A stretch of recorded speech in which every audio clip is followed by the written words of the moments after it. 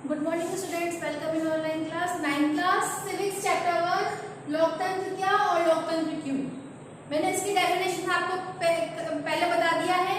अब इसके पहले वाली क्लास में हमने लोकतंत्र के खिलाफ जो तर्क थे उनके बारे में पढ़ा था। आज हम पढ़ेंगे लोकतंत्र के पक्ष में तर्क और लोकतंत्र का बृहत्तर अर्थ क्या निकलता है कि इन सब बातों से लोकतंत्र का पूर्ण रूप से क्या अर्थ निकलता है उसके बारे में अध्ययन करेंगे। ठीक है, अब है लोकतंत्र के पक्ष में तर्क कि चीन में 1958-61 के दौरान एक बहुत अकाल पड़ गया था जो विश्व इतिहास का अब तक का सबसे भयावह अकाल था, जिससे यहाँ पे करीब 3 करोड़ लोग भूख से मरे थे।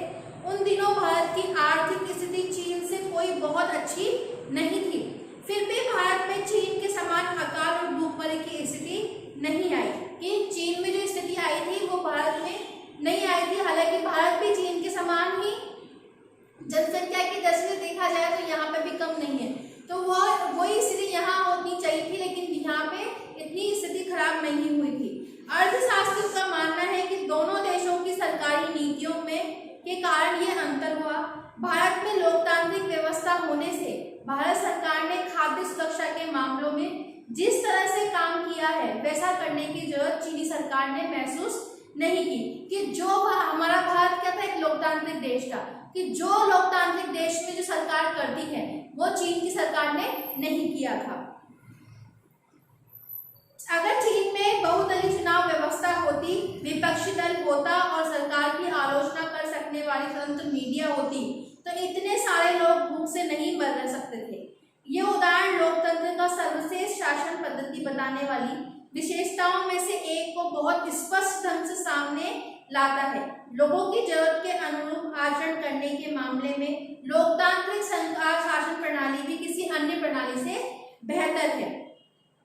ये लोकतांत्रिक सरकारें लोगों की जरूरतों पर ध्यान दे भी सकती है और नहीं भी।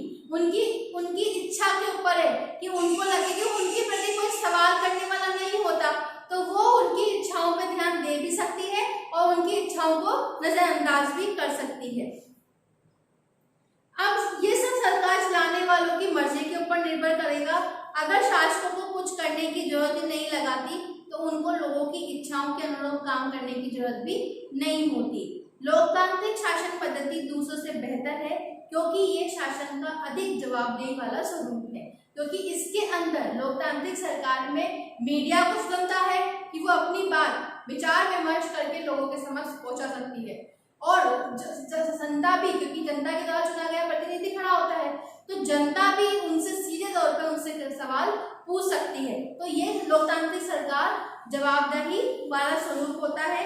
गैर लोकतांत्रिक सरकारों की तुलना में लोकतांत्रिक सरकारों के बेहतर फैसले करने का एक अन्य कारण भी है।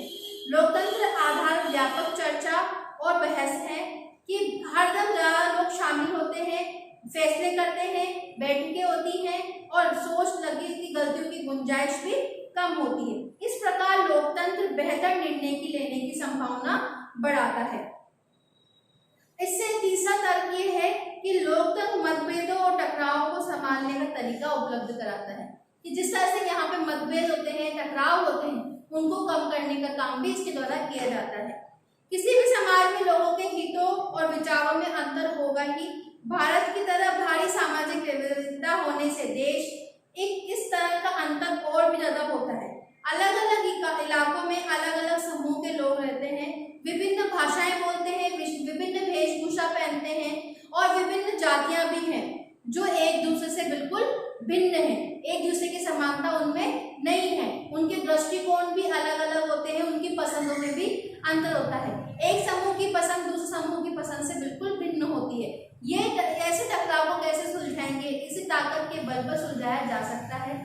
जिस समूह के पास ज्यादा ताकत होगी वो दूसरे को दबा देगा और कमजोर समूह को इसे मानना ही होगा। लोकतंत्र में कोई स्थायी विजेता नहीं होता है, कोई स्थायी रूप से पराजित नहीं होता।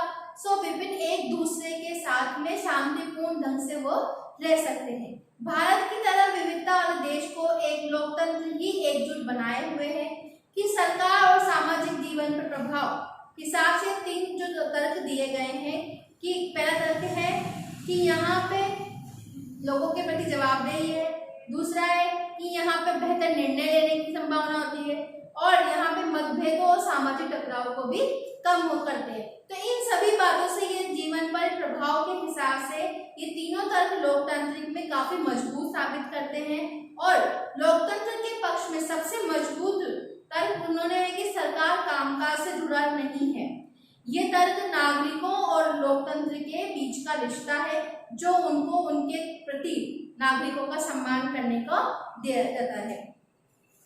लोकतंत्र के पक्ष में आखिरी तर्क ये है कि लोकतांत्रिक व्यवस्था दूसरों से बेहतर है क्योंकि इसमें हमने अपनी गलती ठीक करने का अवसर मिल जाता है कि जो कार्य हमने नहीं किया और जिस कार्य को करने के लिए हमारी जनता ने चुना है और कुछ समय तक अगर हमने वो काम नहीं किया तो हम उसको दोबारा सही कर सकते हैं।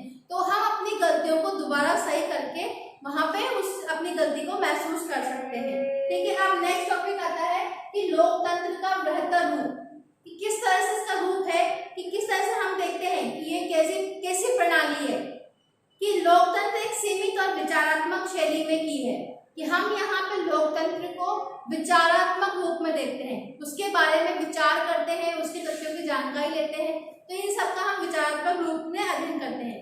हमने शासन के एक स्वरूप के तौर पर लोकतंत्र को समझा।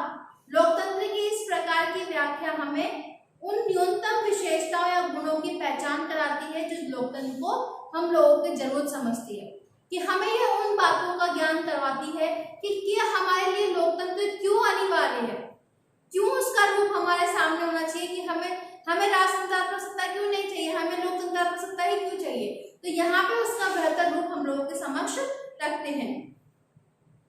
सभी लोगों की तरफ से बहुमत को फैसले लेने का अधिकार होता है और बहुमत भी स्वयं शासन नहीं चलाता। बहुमत का शासन भी चुने हुए प्रतिनिधियों के माध्यम से ही होता है कि जब कोई व्यक्ति अगर ज्यादा मात्रा में, ज्यादा संख्या में, जिसका समूह ज्यादा है, बहुमत ज्यादा है, तो वही फैसला नहीं करता, वो अपने से चुने गए प्रतिनिधि से अपना फैसला करवाता है।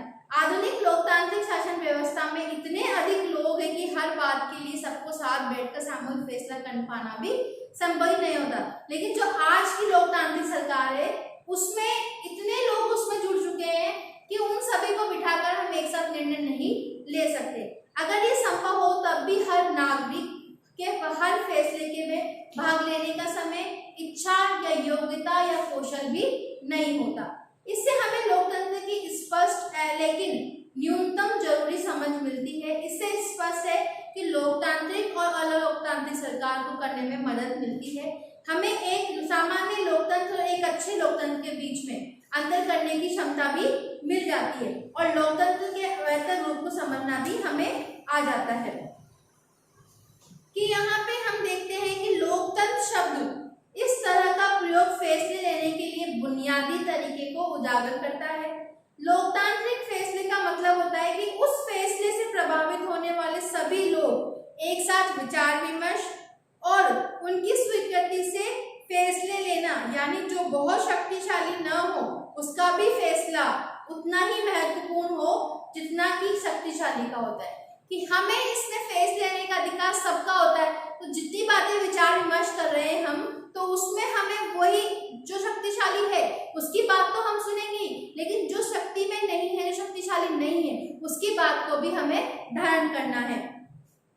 कई बार लोकतंत्र शब्द का प्रयोग किसी मौजूदा सरकार के लिए नहीं करके कुछ आदर्शों के लिए करते हैं।